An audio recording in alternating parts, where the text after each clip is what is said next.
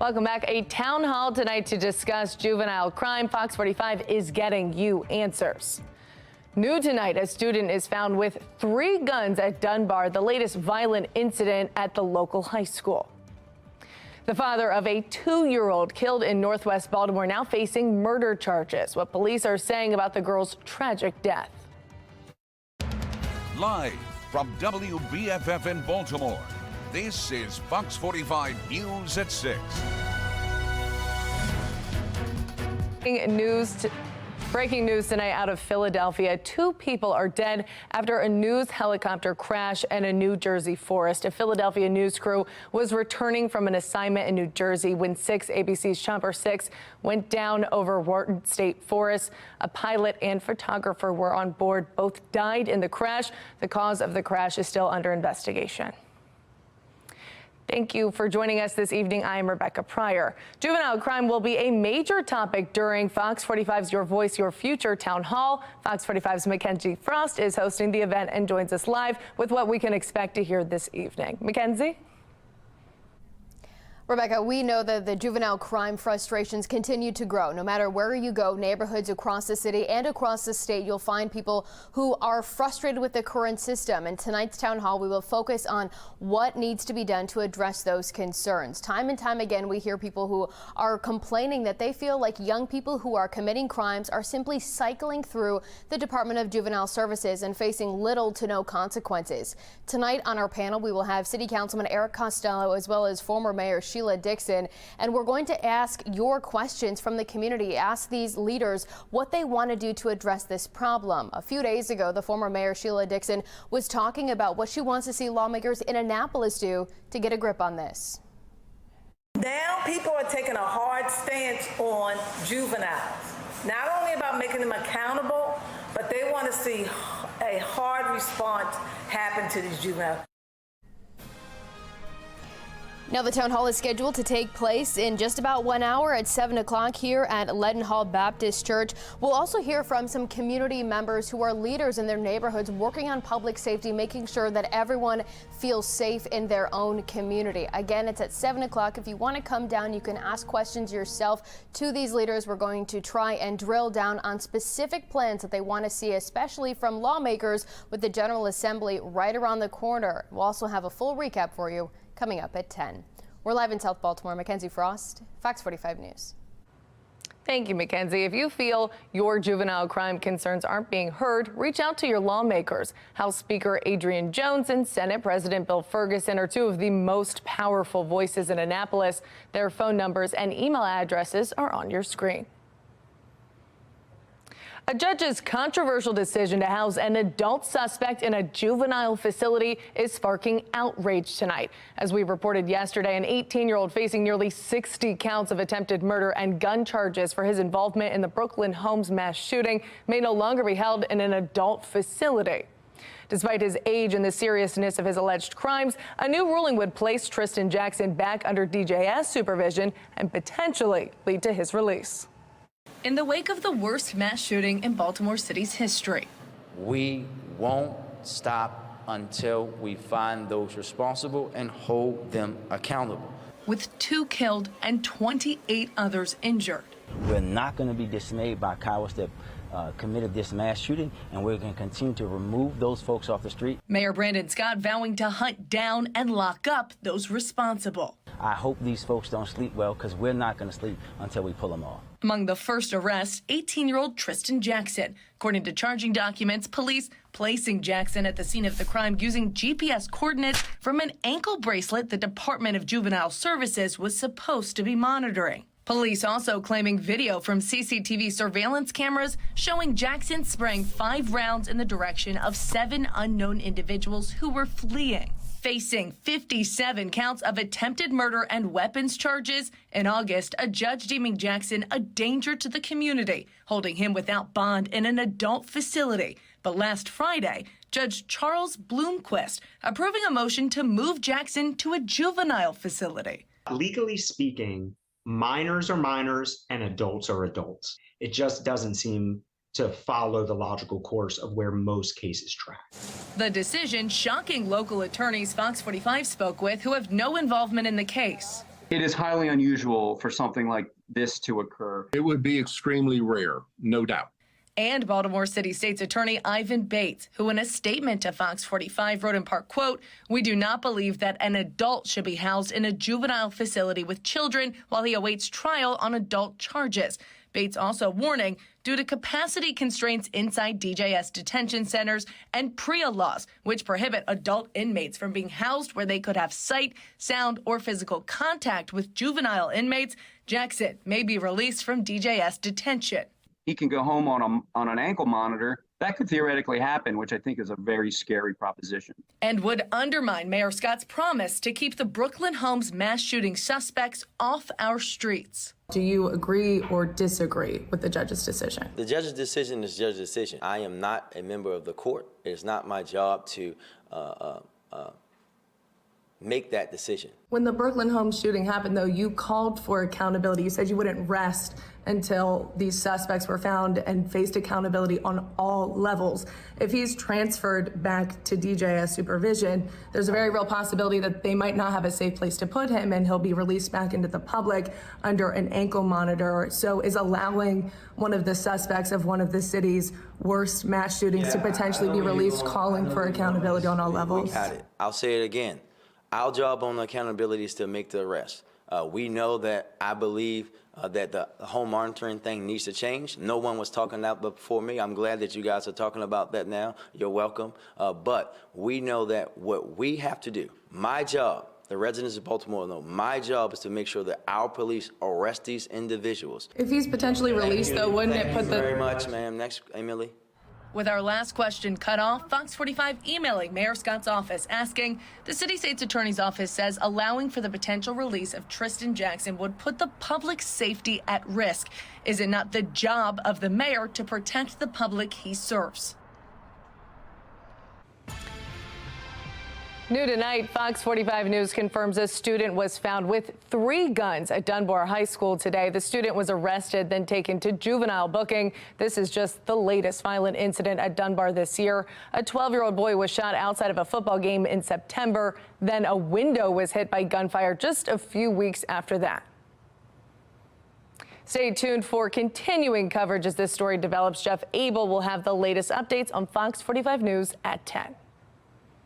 This is not the only recent incident at a local school as well. Fox 45 continues to press Baltimore City Public Schools for answers after a teacher and a student were injured in yesterday's stabbing at Carver High School. The school district has confirmed that the student taken into custody yesterday has been charged with aggravated assault. Officials say that the school went into lockdown after a student and a teacher were injured by another student armed with a, quote, sharp object, according to the district. Both victims suffered cuts while trying to intervene during a fight that had broken out between students. Parents expressing concern over their recent violence that they're seeing. As you may remember, 3 teens were shot outside of Carver back in October. Also new tonight, the father of a 2-year-old shot and killed in Northwest Baltimore Sunday night is now facing murder charges. His daughter, Charlie, was just a few weeks shy of her 3rd birthday. 28-year-old Christopher Gamble is now facing a dozen charges ranging from first-degree murder to child abuse and tampering with evidence. Court filings say Gamble gave conflicting statements to detectives, implying that his daughter shot herself, though he also admitted to purchasing an illegal gun. Take a listen to 911 dispatchers trying to make sense of the incident Sunday night.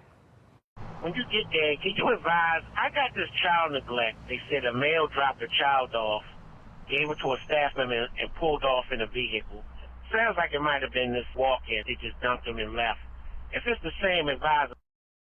Charging documents reveal after the toddler was shot, her father drove to Sinai Hospital, handed his daughter to medical staff, and left. He later returned with the girl's mother, reportedly wearing different clothes. The 2024 presidential election shaken up by a Colorado Supreme Court ruling. I'm Atrell Nashar with a look at whether it's hurting or helping Trump.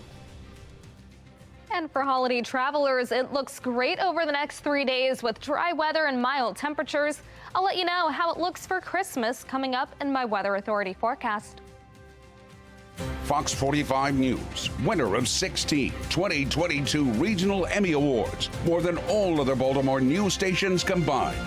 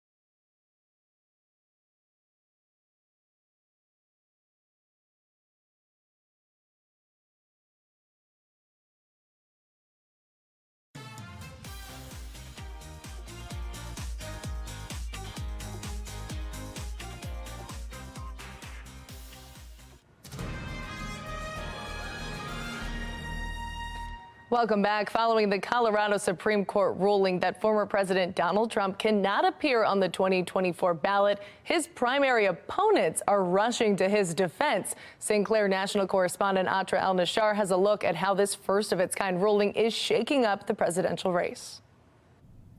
Hey, good evening, Rebecca. You know, with less than a month until the Iowa caucuses, usually this would be a time when primary candidates try to set themselves apart from the crowd, go after the front runner. But this ruling that came out of Colorado last night has really turned all of that upside down. The field of Republican presidential primary candidates running against former President Trump now running to his defense after a Colorado Supreme Court ruling that could keep him off the state's 2024 ballot. I pledge to withdraw from the Colorado GOP primary ballot unless and until Trump's name is restored. There was no trial on any of this. They basically just said, what, you can't be on the ballot? I mean, how does that work? We don't need to have judges making these decisions. We need voters to make these decisions. I don't believe that it's good for our country if he's precluded from the ballot by a court. The Trump campaign immediately saying it will appeal the ruling, expected to land at the U.S. Supreme Court. A Trump campaign spokesman claiming the Colorado justices are biased and says the Democratic Party, quote, lost faith in the failed Biden presidency and are now doing everything they can to stop the American voters from throwing them out of office next November.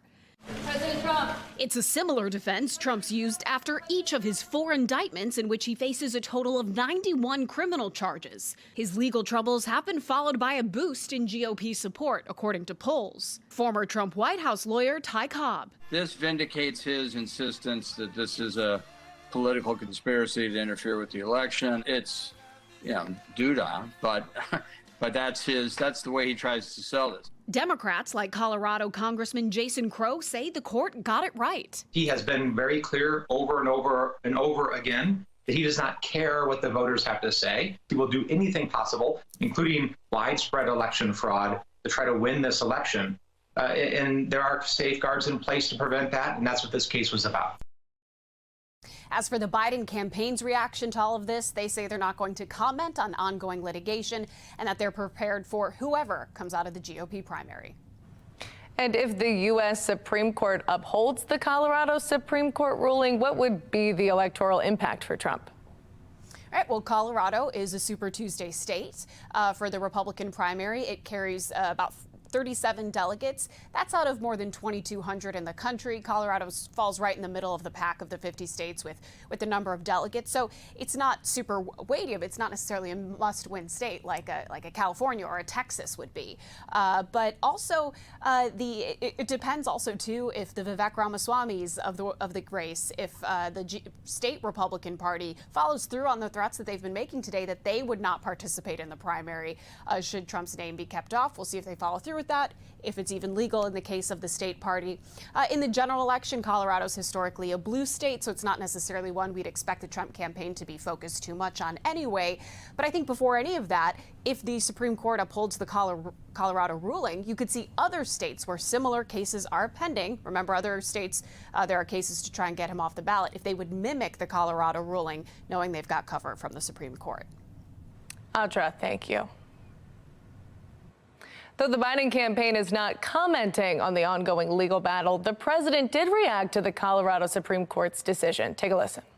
Is Trump an insurrectionist, sir? Well, I think certain things are self-evident. You saw it all. Now, whether the 14th Amendment applies, I'll let the court make that decision.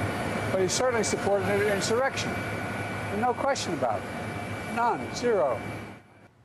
Biden wouldn't comment on the merits of the case itself. As Atra also mentioned, the U.S. Supreme Court is expected to decide whether the 14th Amendment applies to Trump.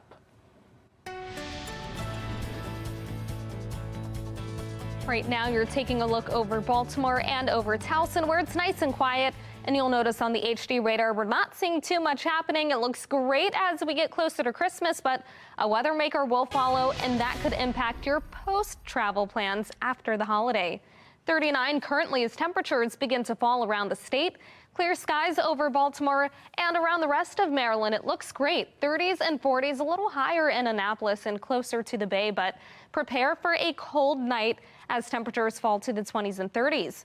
We'll stay nice and dry over the next several days. We have high pressure keeping us dry. However, there could be some showers to our west, impacting travelers heading westward, and that's as the stationary front begins to move a little bit farther to the east. But for Maryland, we're talking a dry forecast tonight and through Christmas. Temperatures will drop to the upper 20s and low 30s under clear skies. Make sure that you have the layers for the morning. By the afternoon, it'll be pretty mild. Temperatures will be a couple degrees higher than average for the first day of winter. We're looking at 49. Then we're looking at 45 on Friday for a slight drop in temperatures, but we rebound to 50 on Saturday, and we stay dry over the next 3 days for good travel around the state and around the region. We'll start tomorrow morning with plenty of sunshine before clouds move in by the afternoon. As we head overnight, the clouds linger. We'll start with dry weather on Friday morning. We'll have a few breaks in the clouds and a little peaks of sunshine for the afternoon as temperatures only reach the mid-40s. We'll stay dry on Saturday, Sunday, and Monday, but it's Tuesday and Wednesday when we have that next weather maker leading to scattered showers around the region. If you'll be traveling before Thanksgiving, nice and dry weather, but the showers come immediately after. 30 for the low temperature tonight. Then tomorrow, highs around 49 with more clouds moving in by the afternoon. For the first day of winter, we stay mild, then 45 on Friday, 50 on Saturday, 54 on Christmas Eve, 55 and mild on Christmas Day.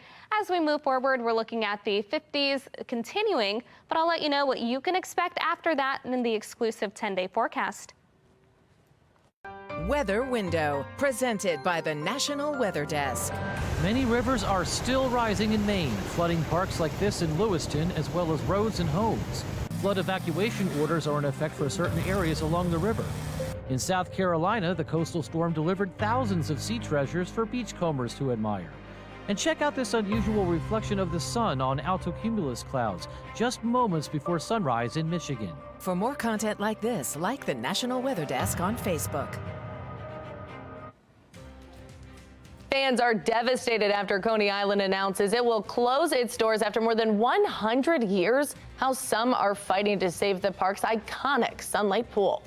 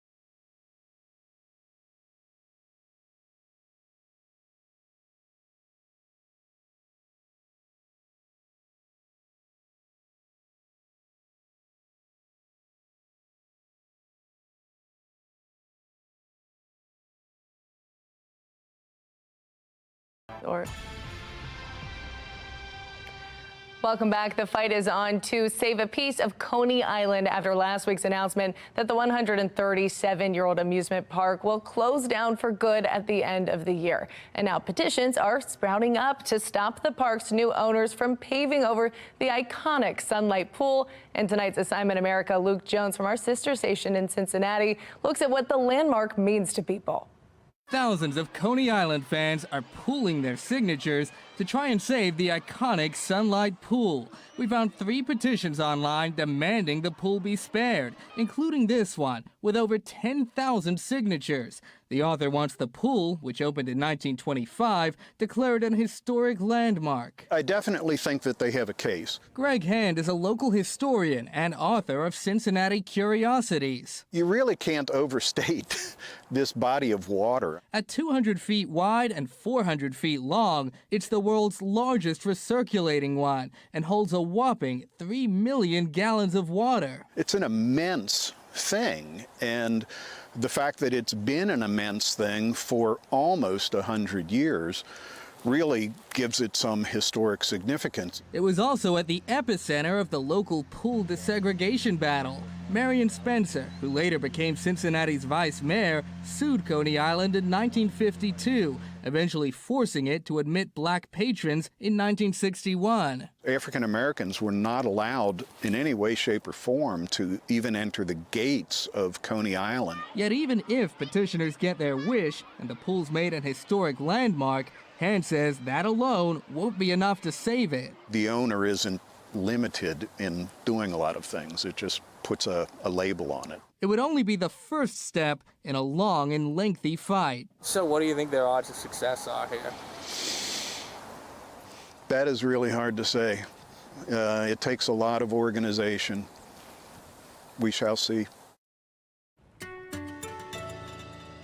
We are getting ready for a pretty mild start of winter tomorrow, 49 and above average, but we're looking at the mid-40s, a little more winter-like on Friday. 50 for the high on Saturday, and the temperatures continue to rise. 54 on Christmas Eve, 55 on Christmas Day, so above average. Then we have our next weather makers that immediately follow, leading to scattered showers on Tuesday and Wednesday. Highs will be in the mid to upper 50s on both days. Then after that, we start to see cooler temperatures in the 40s and 50s as we finish out next week. Rebecca?